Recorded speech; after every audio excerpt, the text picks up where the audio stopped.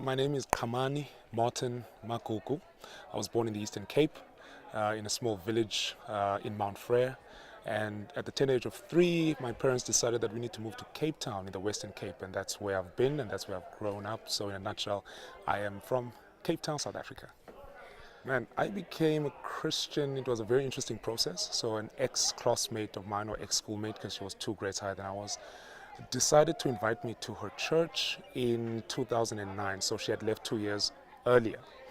And in our interesting phone call, she's like, "Hey, don't you want to pop in our church?" I was like, Eventually, I was like, "Okay, let me do that." And that was April. So from April, May, June, I was just visiting the church. I didn't know anything about being a Christian as much as they were preaching. I remember they were preaching a solid message, but it just didn't do anything to me. But on the 14th of June, or the week prior to the 14th of June 2009, there was just something in me that said, I actually want to give my life to Christ. I don't know where it came from. I don't know what it had to do with anything. I was like, no, you know what? This coming Sunday, I'm giving my life to Christ, and that's it. The Sunday came. I didn't care who was preaching what. As soon as that altar call, as soon as that call to salvation came, I was like, hey, man, I'm taking this.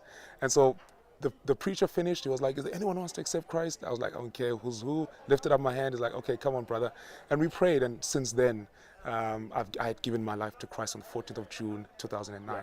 So I think for me, it was a month, I think 2 weeks after that, there was an announcement in church, who wants to be involved? There's a kids program. Is there any youth that wants to be involved? I'm like, I'm not doing anything. It's school holidays. Let me check it out.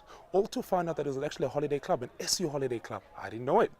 And since then, I remember I wanted to study law because it was my last year in high school, and I wanted to study law.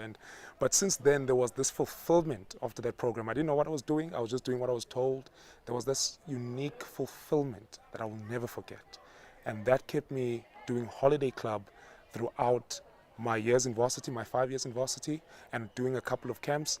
And with the SU staff worker back then, I always used to look at how he did things and how he related with kids. And I always said I wanted to be just like him. I don't know where that came from. And I thought to myself, no, I'm just joking. I just enjoy what he's doing. And I think after I finished school, I knew I didn't want to work. I studied law. I knew I didn't want to do that. But I wanted to experience that fulfillment that I felt at an SU activity, at an SU camp, at an SU holiday club. And all to find out that that's the direction that God was taking me in. And today I find myself as part of Scripture Union South Africa, as a staff member of Scripture Union South Africa, more specifically in the Western Cape region. And it has been the time of my life. Of course, it's challenges, it's a fair share of challenges. But I cannot look back today and say, I regret the June 2009. I regret that holiday club. I regret being involved with Scripture Union. It's been an amazing, amazing experience thus far.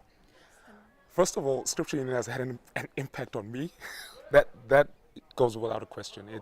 Scripture Union has shown me that I can worship God, I can be a disciple and be myself. I don't have to be anyone else.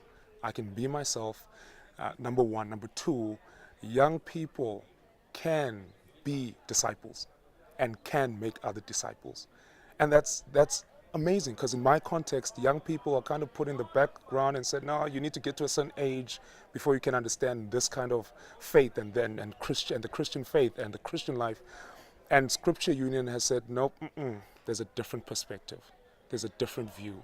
And young people can serve God. Young people can seek the Lord. Young people can live a life that pleases God.